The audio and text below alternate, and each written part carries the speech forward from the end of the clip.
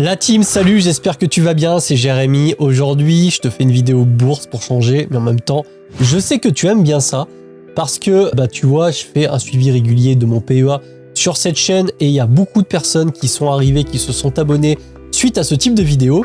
Mais aujourd'hui, on va pas forcément parler de DCA sur un ETF parce que, il faut se l'avouer, c'est pas forcément très passionnant à regarder. Voilà, on renforce une ligne d'ETF, il n'y a rien d'extraordinaire. Et beaucoup d'entre vous aiment bien quand même sélectionner ses propres actions, constituer son portefeuille, faire du stock picking, ce qu'on appelle du stock picking, le fait d'aller sélectionner soi-même ses actions. Pour autant, je sais que beaucoup n'utilisent pas forcément de méthode, ou alors ils ont une méthode un petit peu artisanale, et c'est la raison pour laquelle je vais te proposer, et je te propose cette vidéo aujourd'hui, pour te présenter un cadre de sélection sur des sociétés qu'on appelle le Piotrowski F-Score. Bienvenue sur cette chaîne. Si jamais tu me découvres, eh bien, je m'appelle Jérémy et je fais notamment des vidéos sur l'investissement de manière générale et les finances personnelles. Donc, si tu trouves que le contenu que je te propose, eh bien, tu es en phase avec tout ça, n'hésite pas à t'abonner, ça fait grandement plaisir. Tu as pas mal de liens en description. Va jeter un coup d'œil. Et donc, j'étais en train de te parler de la méthode de Piotrowski. Donc, Joseph D. Piotrowski, qui a été professeur de comptabilité à l'université de Stanford, je ne sais pas s'il l'est toujours.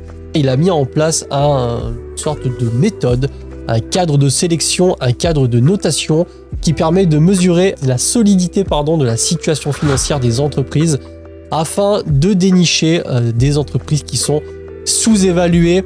Tu sais, un petit peu le but de la value, de l'approche value que j'ai notamment mis en place via un portefeuille, c'est tout simplement de trouver des entreprises dont la valeur intrinsèque est supérieure à leur capitalisation.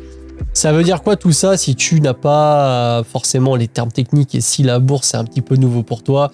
Eh bien, c'est de tout simplement acheter des entreprises moins chères que ce qu'elles ne coûtent réellement.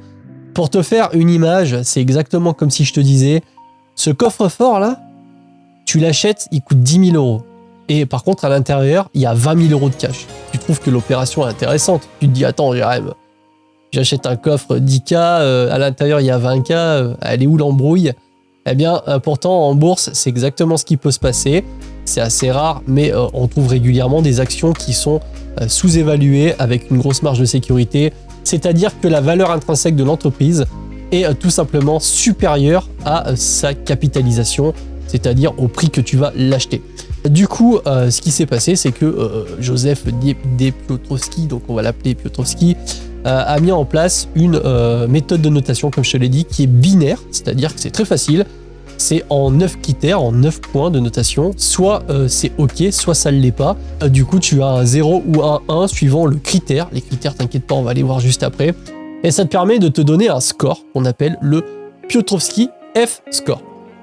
Alors, ce qu'il faut que je te dise, c'est que cette méthode, sur un cadre de sélection, a proposé une performance de 22% par an. Donc là, on parle bien du CAGR, le Compound Annual Growth Rate, ou globalement les rendements composés. Donc 22% par an entre 2003 et 2017. C'est vraiment stratosphérique. Et là, tu peux me dire, ouais, mais Jérém, là, c'était récent, on sait que le marché a vraiment explosé à la hausse, etc. Eh bien, si on prend un bench test, oula, t'as vu mon anglais, il est un peu pourri, entre 1976 et 1999, donc là, autant te dire que tu as quand même le crack de 87, eh bien, c'est encore pire puisqu'on est sur 23% de moyenne annualisée.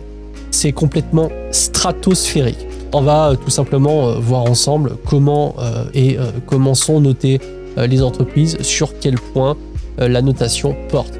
Déjà, ce qu'il faut comprendre, c'est que il va y avoir 3 groupes sur la notation. Il va y avoir la rentabilité, la structure du capital et l'efficacité opérationnelle. Ça, c'est vraiment les 3 pôles que tu vas retrouver, dans lesquels il y aura des points de notation dans chacun des pôles pour un total de 9 points.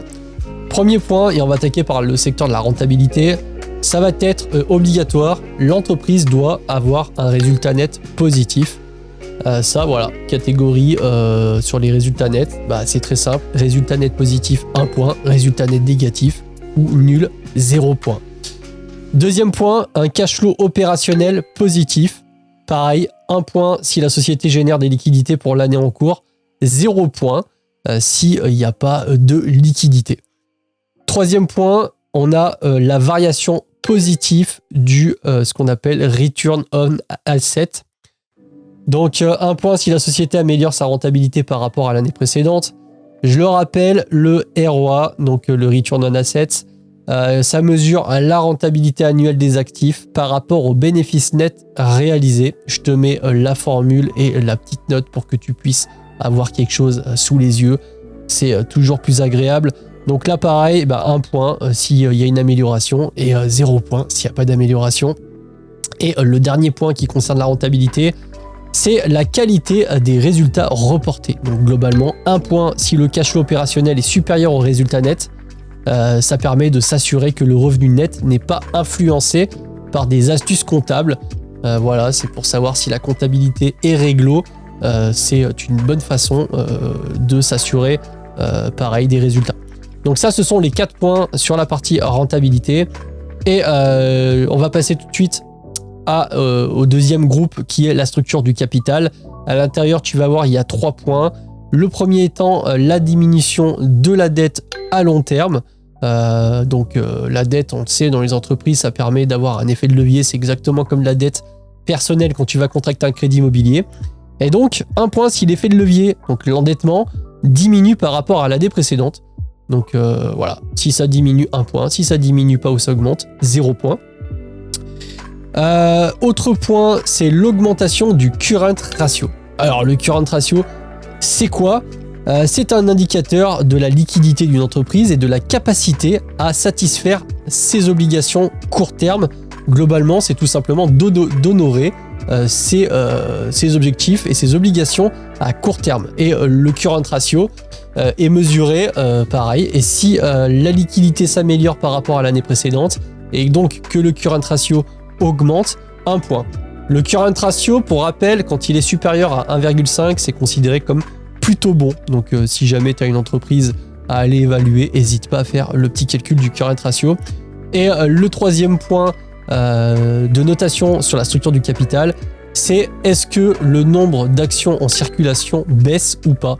Donc est-ce que la boîte rachète des actions, si elle rachète des actions et que le nombre baisse, 1 point. Et si le nombre d'actions ne baisse pas ou que pire, la société fait une dilution et que le nombre d'actions augmente, 0 point. Donc ça, c'était pour la partie structure du capital. Et on termine avec le dernier groupe qui va être l'efficacité opérationnelle avec 2 points, donc les 2 derniers points parmi les 9. Le premier étant la marge brute en hausse, donc 1 point si la société améliore sa rentabilité en augmentant à sa marge brute, 0 point si ce n'est pas le cas. Et le dernier des points, c'est la variation de la rotation des actifs. Donc 1 point si la société est en mesure de générer davantage de revenus à partir de ses propres actifs. Et ça permet d'évaluer l'efficacité à déployer des capitaux pour des actifs générant des revenus. Donc là, pareil, 1 point si c'est le cas, 0 point si ça l'est pas.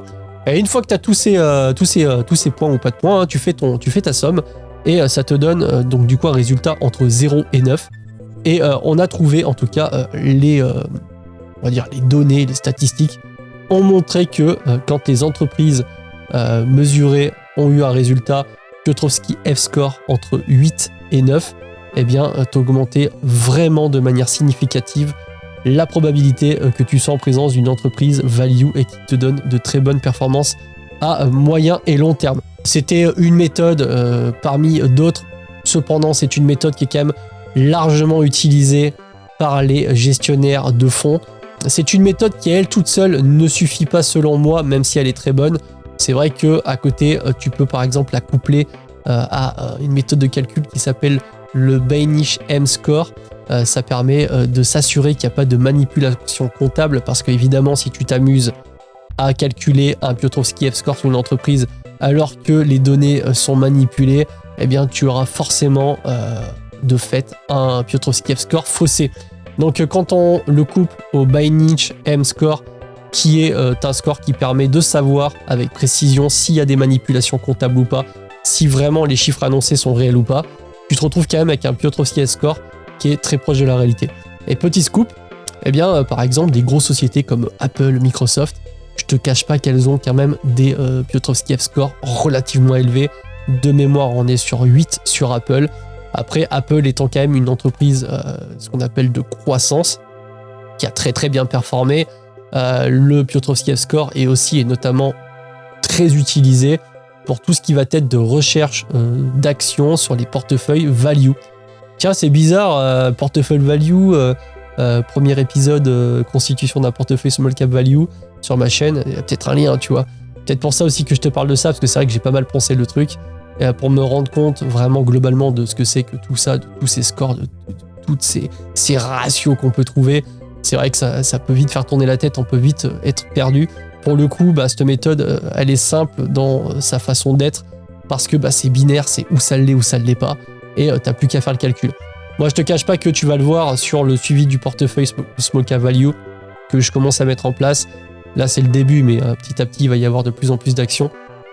C'est un ratio que je prends vraiment en compte, malgré pas mal de choses en plus, mais ça rentre très nettement dans mon cadre de sélection. Si jamais tu te poses la question, ouais, mais c'est super chiant à calculer, parce que c'est vrai qu'il faut faire les calculs pour chaque boîte. Alors oui, mais tu as aussi des logiciels, certes, qui sont la plupart du temps payants, et notamment le screener que j'utilise, qui s'appelle Value Investing Screener, qui te permet d'avoir un calcul automatisé de tous ces scores. Ça réduit énormément le temps de recherche, parce que c'est impossible sinon de scanner toutes les boîtes. Tu as le lien en description si tu es intéressé. N'hésite pas à me poser des questions sur Discord si tu veux avoir des informations complémentaires. Mais crois-moi, le screener, c'est un truc de malade. Plus j'utilise et plus je me rends compte à quel point j'ai de la chance que Parlons Long Terme soit venu vers moi pour me présenter ce logiciel. Donc voilà, je voulais te présenter cette méthode. N'hésite pas à venir sur le Discord si tu as des questions ou si tu veux en savoir plus. Sur ce, je te souhaite une bonne fin de journée. J'espère que tu as aimé. Tout de suite, je te laisse avec une vidéo sur la bourse. Voilà, histoire de faire le tour. Tu as un petit tuto sympa. Et puis, moi, je te dis bonne journée. Et puis, à la prochaine. C'était Jérém.